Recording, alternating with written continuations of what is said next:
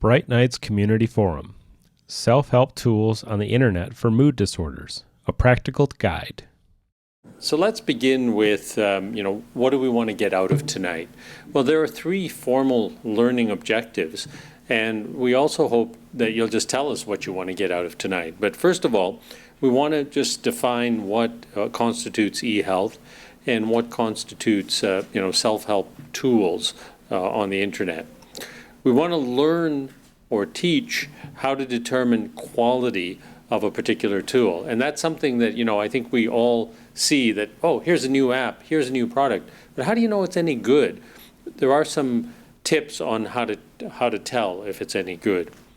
And third, we're going to actually show you some specific tools, whether they're websites or apps.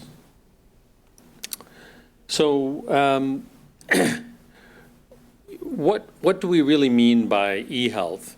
Well, this is a broad term. It just about means anything that has to do with technology. And it's not just about mental health, it's about all of health. So what do we mean about technology as related to health? Well, common things like apps and websites, but we also mean how we can use other tools that we may use in everyday life, like Facebook or blogs or other kinds of forums, in the pursuit of information, skills around managing health. And that can be managing any kind of health, and it can be managing wellness, or it could be managing illness. We also mean that eHealth encompasses tools that can help us identify very specific aspects of our health.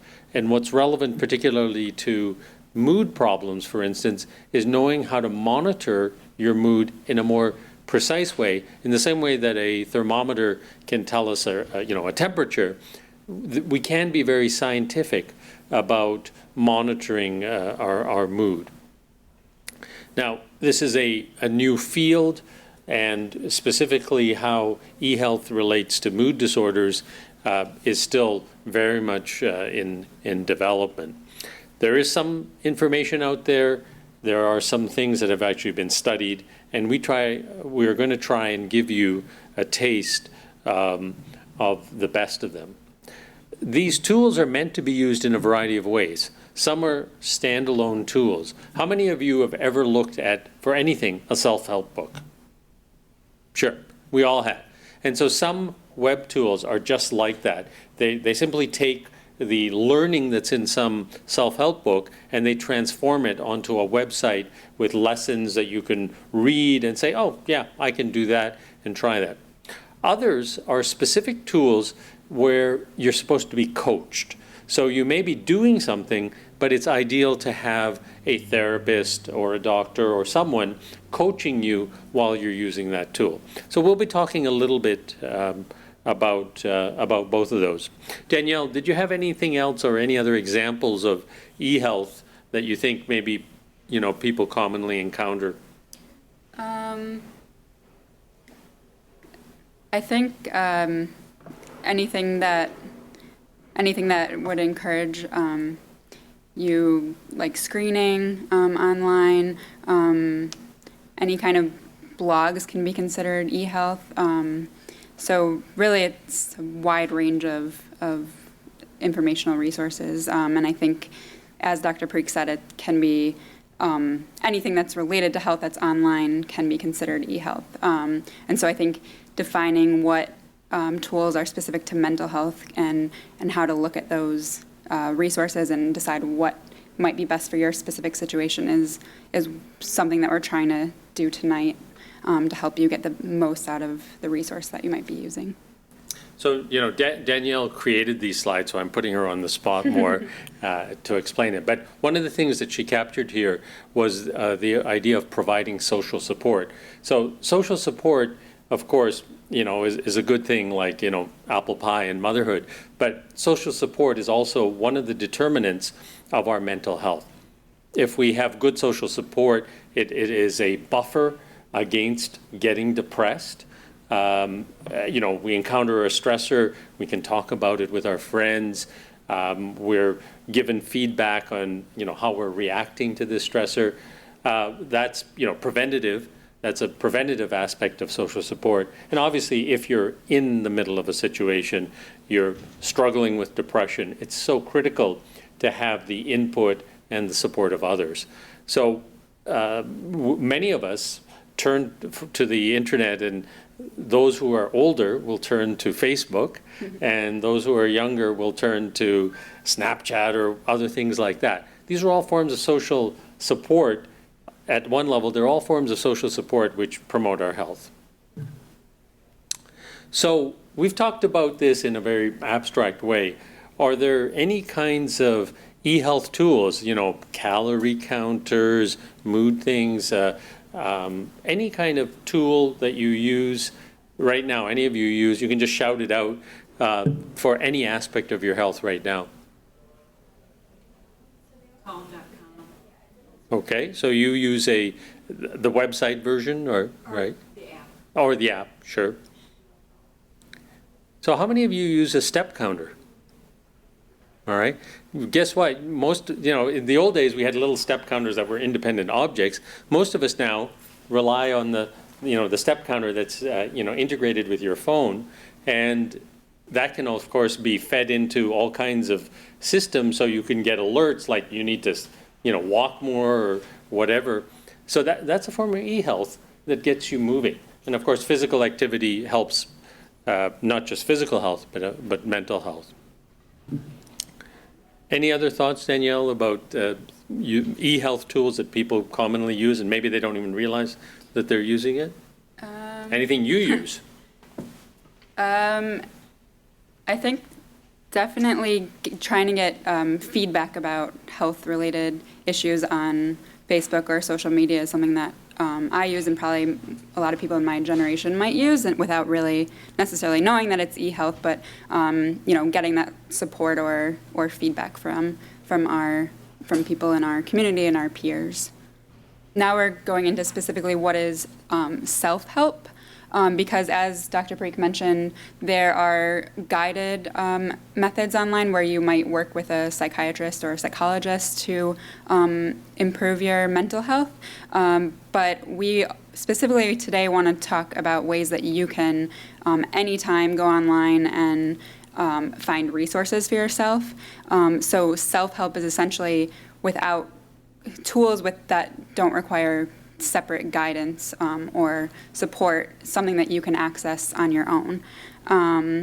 And so these tools are really helpful in order to manage a mental health condition, prevent recurrence, and because you can access it at any time when maybe you're more in need, or if you want to just focus on management, using these tools on a daily basis or more often when you're not at a mental health professional's office or when they might not be available, you can access these tools. So that's kind of specifically what we're going to talk about this evening is self-help methods. And so I think one of the main things is that people find it very convenient and just very accessible as long as you have internet and you can be at home and use these resources.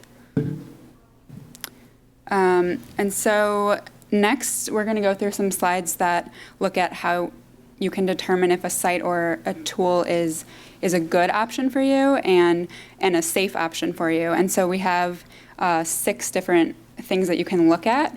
They aren't proven methods, but these are things that we think might be helpful for you to ensure that it's a safe tool and something that you're going to get what you're looking for. And so, as it says, it's subjective, but these are ways that you can at least hopefully increase the chances that it's going to be a helpful tool for you.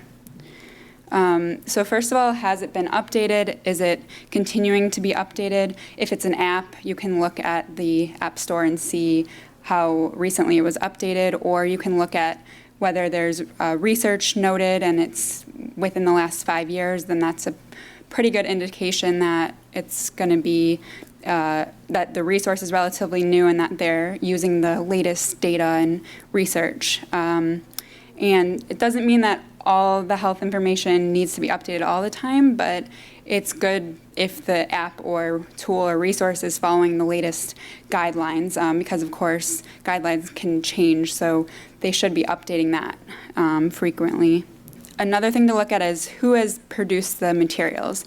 So resources may come from patients, individuals with a mental illness. Some might be from the government or nonprofit orgs or educational institutions. And it doesn't mean that one is necessarily better than the other.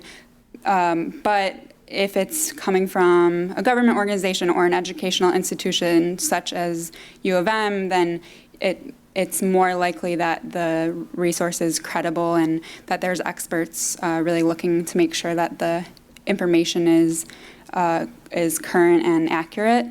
And so that's something that we talk about a bit later in terms of just research evidence for the tools, making sure that there's data that backs up the tools, kind of goes hand in hand with the source. And similar to the date, you can, make sure that you can look up what organization is producing the material. If it's an app, you can see on the App Store who has created the material so that you can see if it's something that is going to be reliable for you.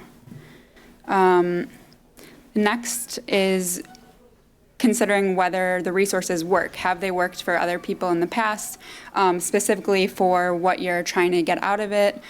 So if you're trying to look at an app that reduces your stress, has it worked for other people? And has this been scientifically researched and validated?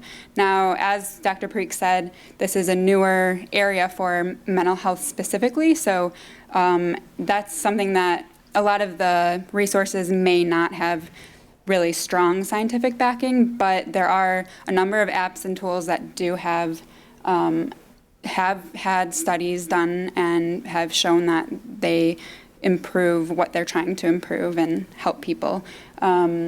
So there are definitely apps available that do have research evidence, and there are some that don't. But since it's relatively new in the field, there aren't that many at the moment that have very strong evidence, and that's okay.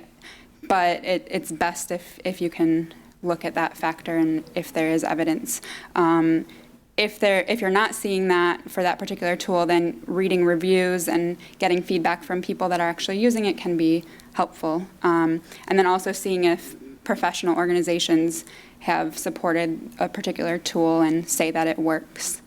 And then ease of use is important also, because obviously you want to have a good experience using the tool. So is it easy to search for information that you need? Can you find something easily? Is it something that you can see yourself using for a long time? And can you easily understand how to use the tool? Of course, there's a learning curve sometimes, but is it relatively straightforward and seems simple for you to learn how to use? And then is the tool customizable? So can you personalize it? Can you track certain things about your exercise or your medication use that's personal to you? Will it give you reminders based on when you want to receive reminders? So those are factors to consider that make the tool more comfortable to use and really responsive to the individual person. And then something that may not be relevant, but when you're tracking your mood or medication use, you may want to be able to share this data with either a family member or a caregiver or your physician or psychiatrist. So it's something to look at. Can you share data that you're saving on an app or on a website? Can you share that with someone else? So we'll talk about the toolkit, the Depression Center's new toolkit later. So on there you can fill out a questionnaire and then email the response to that to yourself, and then then your provider can also receive that, and you can share it with them. So that's, you want to consider if you can print out your data or if you can just share it by email or through the app directly, because some of the apps will link up with other apps. So maybe if you're tracking your fitness, you may be able to incorporate that use that in another app. So those are, Just to give you two examples of that, if you wanted to be able to share how you're exercising with your family doctor, and you had a step counter, and you had a calendar that simply printed out how many steps you did each day for the last month. That's what we mean by sharing your data. And in the area of mood disorders or anxiety disorders, most of these apps have some measure of either the mood or the anxiety. And similarly, you get a score every day, and then you can have something printed out that shows, well, how did your mood fluctuate over the month? And that's much easier, both for you to summarize how your last month was, and for a clinician to read, than for any of us to say, well, gee, let me think how this last month was. It's much better if we actually have it recorded and can share it that way. Mm-hmm. Yeah, I think another example that comes to mind is, it kind of also goes back to the last slide in terms of sharing information with personalization, is there's a medication app that allows you to have a family member set a reminder for themselves to then go ahead and remind you to take your medication. So it kind of links up with a family member. If you have trouble remembering to take your medication, then that family member is encouraged to remind you and make sure that you're taking the medication that you need. So there are all sorts of ways to have an app or resource that's personalized, and also where you can share your data with other people that might help you to improve your health. And the last one is an important one that people may not think about, but is your privacy protected? So these resources, of course, collect personal information. Maybe you're rating your mental health, you're rating your depression, and you might not want anyone to be able to see that. So you want to make sure that a tool protects your information. And there are different questions you can ask. Is there a privacy policy noted on the site or the app? What kind of data are collected? Can you opt out of data collection? Because a lot of these apps also, in the background, track your use and things like that, and you may not want that shared. So do you have an option not to share that data? Can you delete data? And what kinds of security measures are in place? Is your data concealed?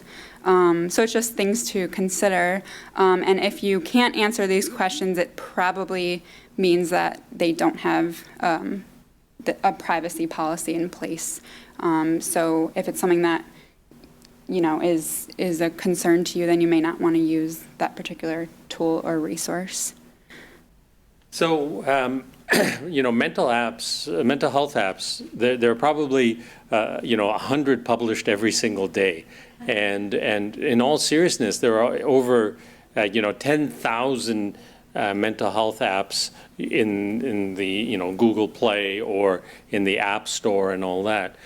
And a lot of the caveats that we said, like you got to know where it's from and have some ways of establishing quality of it, very much apply.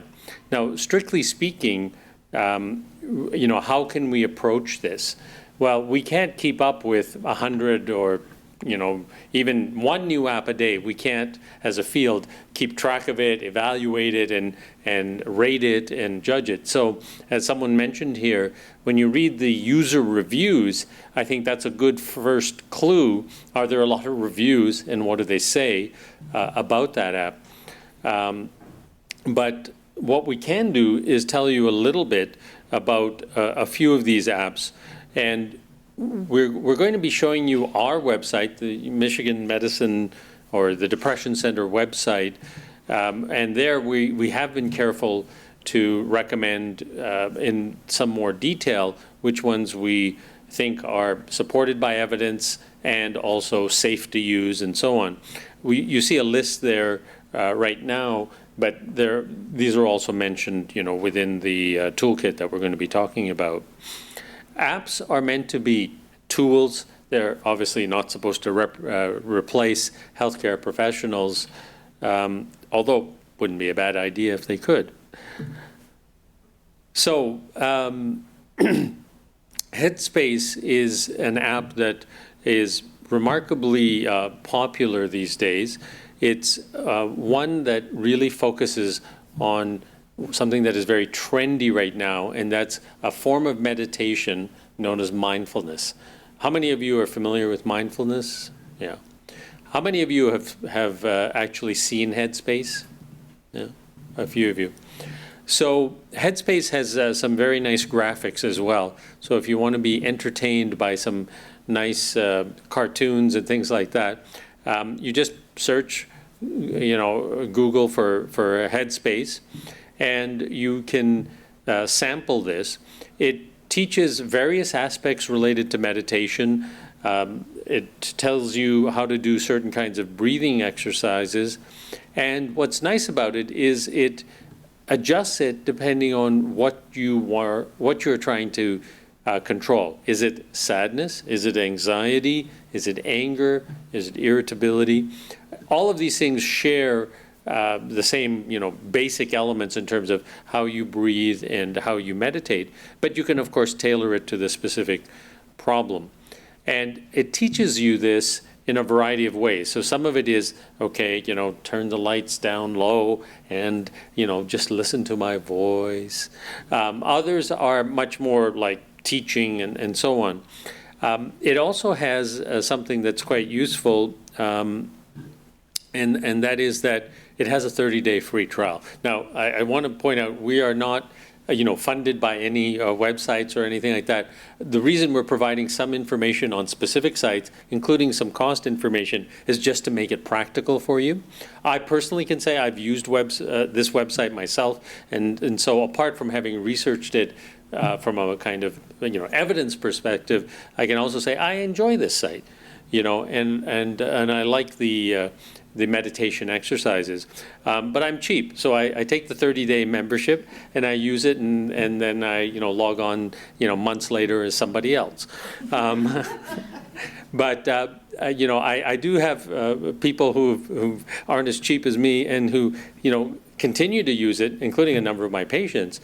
And I really have to say, in using it in tandem with them, I do think that it's a genuine asset and well worth it.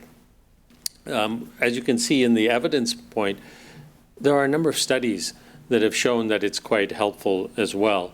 So this is one where I can say as a user, I like it, it's friendly. I can say as a sort of evaluator, it's extremely popular. Hundreds of thousands of people have used it, and it has good reviews in the App Store and things like that. But I can also say as a clinician and as a scientist that it has some evidence behind it as well. Apps are something that most often we associate with our phone, although you can have it on other devices like your computer. But then there are other things that are, more traditional websites. And these websites, I think, are a good way to think of them as they're more engaging ways of having self-help books. They're much more like books. They have lessons and instructions. The Depression Center Toolkit, the second bullet there, we're actually going to go through in some detail because we just revised it. And I can also tell you, in the last 4 years, over 1 million people around the world have used this site. So it's one of the most popular sites. And I can also say that they started using it before Danielle and I were associated with that site. So it wasn't due to us. The moodgym is a very popular site that I'm going to go over in some detail, which teaches a very specific skill, cognitive behavior therapy, which is the single most studied and effective type of psychotherapy for depression, for anxiety, and for related conditions. And then some of the other ones, which we won't be going through, but have some evidence, are listed there. So the moodgym. What is the moodgym? I think the moodgym, being really one of the oldest mental health websites, is the one that most closely resembles a self-help book. So it actually takes the principles of cognitive behavior therapy and transforms them into 5 or 6 lessons. These lessons are just like if you've ever signed up for any kind of course online. They're a mixture of some text, they have some video clips, they show some people saying, oh, well, you know, I was told to use this tool, and here's how it wasn't very good for me, but then I plugged away at it, and in this way it helped me. So it shows people as they actually struggle to follow the advice that is embedded in the lessons. And it includes, as any course should, some quizzes, and it includes some ways of measuring your symptoms and then getting feedback as you go through more lessons. Are your symptoms going down or not? And it's very helpful to know and to get that feedback that, yes, I'm going down and maybe in anxiety, but my mood is still stuck at a depressed level, and so maybe I need to circle back and do one lesson again. As they say proudly on their website, over 1 million people now have used this site. It used to be a little more amusing. They revised it about a year ago. It was originally, from Australia, so it had that pleasant Australian accent. They don't have that Australian accent anymore. It uses the CBT principles for depression and anxiety, but many people who have distress. So you've had a breakup, you've lost your job, you've had some other kind of thing that bothers you. You don't have to have clinical depression to find it useful. The same principles that are applied for fighting depression make sense to work through crises. And it's really been used in studies not only for clinical depression and for clinical anxiety, but for all these other problems that I'm mentioning. And it's also been used in many different population groups, different types of people, and in the original version, not the current version, they had it in about 10 different languages. When they made the revisions, they got rid of some of the older languages, but they're going to gradually, I think, bring out some of the newer language versions. It's also of the ones that aren't free, it's the cheapest one. It's $30 for the year, and that's 30 Australian dollars, which is about 25 cents. I think I converted it. I think it's okay. US dollars, All right. but yeah. Okay, now it's 30 US dollars. Okay. So, well, we've been alluding to the depression toolkit, so I'm going to turn it over. Yeah. So the Depression Center Toolkit was made originally in 2009, and it has been a very popular resource ever since. But we just took the opportunity to update it, to make it a little bit more current, and to make the website design responsive so that you can use it on your iPad or phone more easily, and just to also add some new resources and areas that may interest people and people find important now, such as adding a new eHealth section, so having some of this information that wasn't previously there. So for those of you who aren't familiar with it, the Toolkit is an online resource created by the Depression Center, and it offers help to people who are experiencing problems with anxiety, mood, or stress. There's also information for caregivers, family members, friends who are looking for information to help support someone in their life that may have a problem, someone at work, and then just anyone that wants to better understand mood disorders and mental health in general. And so something that people definitely like is there's self-assessment tools. Now we have a tool to evaluate your depression symptoms, the PHQ-9, directly, as I mentioned previously, directly on the site, and then your results are emailed to you. There's an explanation of different treatment options, tips for coping, and then, as I said, ways to support others and just raise awareness. And the toolkit really has a wide range of information. So whether, I think it can be applicable whether you have depression or bipolar disorder or just experiencing stress or another kind of mental illness. And so I think one of the major benefits of the toolkit is that it offers a lot of different resources depending on what kind of issue you're experiencing or what you might want to get out of it. And as I'll show you later, we've arranged it kind of according to what you might want to get out of your time using the toolkit. And of course, a major benefit is that it's free to use and it's open to the public. And it's now part of the Depression Center's main website, so it's easy to access there. And in terms of its support and evidence, it's been created by experts at the University of Michigan Depression Center, along with patients. We got a lot of feedback from different patient groups throughout the process of redeveloping the toolkit, and then also external professionals that are outside of the university. So this is just a brief overview of what we did to update the toolkit. First, we conducted a needs assessment with different leaders of mental health organizations and people that work at the Depression Center and the Department of Psychiatry, as well as patients, to identify gaps in between the previous version of the toolkit and what they might want to see in the new version. Also, what they like in other resources across the globe. Australia, as an example, has their own website called Beyond Blue, so we kind of compared what are some of the good aspects of their site and other available mental health resources that maybe the previous version of the toolkit didn't really have and what people wanted.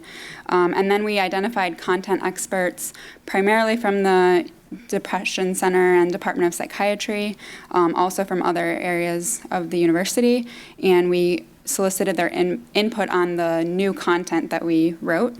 And then we got feedback from different expert groups and then stakeholders, so patients again, students on campus, a range of groups to get their feedback on the content updates that we made.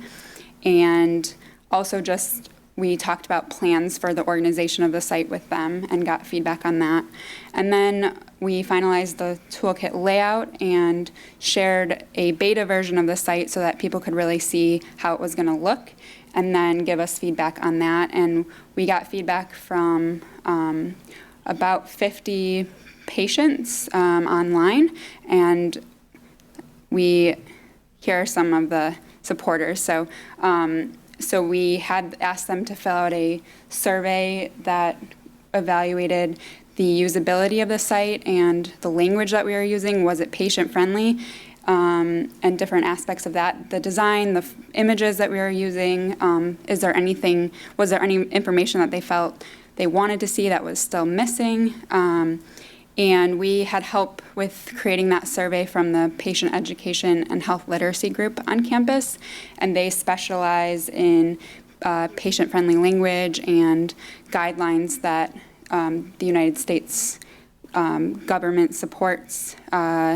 And so, as you can see, we really wanted to take different perspectives into account so that we could ensure that we were producing the best resource for people that they were really going to enjoy and get the information that they were looking for. So this is an image of the homepage. We will visit the site. Hopefully it works and everything to access it from here. But so this is the entry site, and there are 5 different sections, as you see, and depending on what you're feeling or experiencing or what you're looking for, you can enter the site through these different portals, and they're clickable. And on the actual site, I'll show you, it has an explanation of what each different part of the site provides. So I'm not feeling well.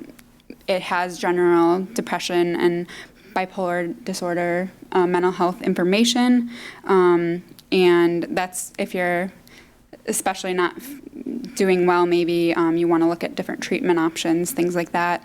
I Want to Stay Mentally Healthy has the eHealth section and ways that you can manage your mental health, or if you're not particularly having any problems but you want to just continue to improve your mental health or stay healthy, there are resources there. I Want to Support Someone is specifically for caregivers, families, friends that want resources and information. And as I said, also, if you want to support someone in the workplace, there's resources there.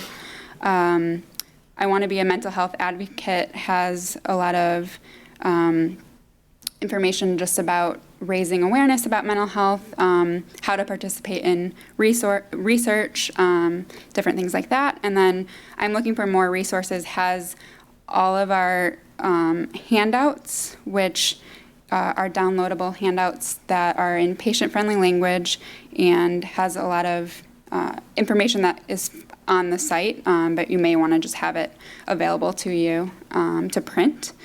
And it also has external sites that we recommend. So these are images of the specific sections that I've talked about. And So if you click on any of those images, those are like doors. And when you open the door, this is the door that says, I want to stay mentally healthy. And it gives you the outline of all the subtopics on the left-hand side within this door. yeah. So I think it'll be also easier to see once we go on to the actual website. And then the main page has a downloadable resource that has a full layout of the site in case you want to see all of the resources and sections laid out clearly for you. Okay, so this is the pop-up survey that I was mentioning. So here's the homepage of the toolkit, and it provides an explanation of what the toolkit is. So is there a particular section that someone wants to? Maybe just go over one just to show Sure. how it gives you the Sure. legend. Yeah, so if you hover over one of the squares, it provides a brief overview of what information that section has. So for example, I'm not feeling well. This section includes information about depression and related disorders, as well as various treatment options to help you feel better. So each of the sections has that to make it kind of easy to see what information it provides and which area you want to look further into. Okay, so on the left-hand side are the various resources that you can click on. So this section is about supporting others. This one's about supporting someone in a crisis, and then support for suicide loss providers. And if you click on one of these, then you'll get to further information. Some of the sections also have further sections embedded under the previous section, just provides more specific information. So I actually, in one of the groups, one of the focus groups where I was getting feedback on the content we had, I think, everything here except someone said, well, I have a child, but they're an adult already. They're over the age of 18, and I think the feedback or the information I need is different than if I have a young child. And so we added a section, how do I support my adult child? So that's kind of the information, just us designing it, we may not have known that was important to a patient. And you very cleverly brought up the issue of HIPAA. Right. So these are an example of what's provided on the site. And then I think I'll show you the resources section. And here are some of the self-assessment tools that I was mentioning. And if you want to take the PHQ-9 to evaluate some of your, the potential for depression. That's a very widely used questionnaire that asks you about symptoms of depression, and it's now the world's most widely used questionnaire, and in the U.S., almost every healthcare system now, if you go for any sort of depression treatment, this is the questionnaire that they actually pose to individuals. So you're focusing on depression. Are you covering schizoaffective disorder, OCD? We have No. yeah. We're covering depression and anxiety in general. There's lots of detail about depression. There's lots of detail about bipolar and some anxiety disorders, but we do not go to schizophrenia or schizoaffective disorders. So we've just highlighted the toolkit because obviously it's just been updated, and we've tried to divide it into these 5 doors. So we've actually come to the end of our sort of formal presentation, and what we wanted to do is give you a taste of, first of all, what do we mean by eHealth? And we mean, in its broadest way, any kind of technological tool, whether it's a website, whether it's an app, that can be helpful for your health, whether it's general health or mental health. And the main messages we want to convey are, in spite of all the things that you read about in the App Store and all the advertising that you see, it's buyer beware. You really have to say, does this have quality? Who are the people behind it? Does anyone I know recommend it? Does anyone I respect in terms of an authority or Oprah or Michigan, the University of Michigan, or whoever? Do they recommend it? And then what can I do to ensure that it has some quality? Well, I think trust your judgment. Does it read well? Does it seem to have, is it visually attractive? Does it have some interactive pieces? Does it have references? Does it have something that indicates that it was updated recently? All of these things matter before you plunge too heavily into using it. And of course, keeping in mind, am I actually going to put in any data, or am I going to learn something from it? Because if I'm putting in data, then I need to worry about, privacy and how much information, do I want out there. I think you've probably heard of some of the ways in which, unexpectedly your what you thought was private data, suddenly backfires on you. You probably know that whenever you Google search anything that you're thinking to buy, all of a sudden, Google sells that, and then you see all these pop-up ads for the things that you were, possibly thinking of purchasing. Well, I'm not sure if you've heard of the stories of where people have inquired, especially young women have inquired about some potential symptom of pregnancy, and then all of a sudden, especially if they have a family, a computer that's shared with family members, and their family member gets on, and all of a sudden there are these ads about pregnancy tests or about buying baby diapers or things like that. And so, other people find out that you are pregnant, or there may be a chance you're pregnant because of these pop-up ads. So, it speaks to the issues of privacy. So with that, we welcome any other thoughts or questions or any other feedback on what you've seen. So as part of the effort to help more people, we've realized that we can't just stay, focused on who comes through our doors, our physical doors, and, visits us at the Depression Center in Ann Arbor.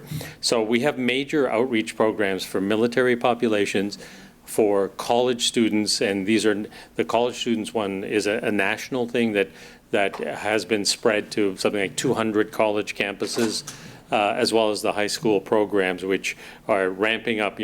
Many of them are across the state and are ramping up for national rollout. So we're very much trying to complement what we do for individuals face-to-face who come to us with online tools and programs that integrate live people, but people who are out there, whether they're the students themselves and being educated to be peer counselors, whether it's the coaches or the teachers, or military veterans being peer advisors to other military veterans.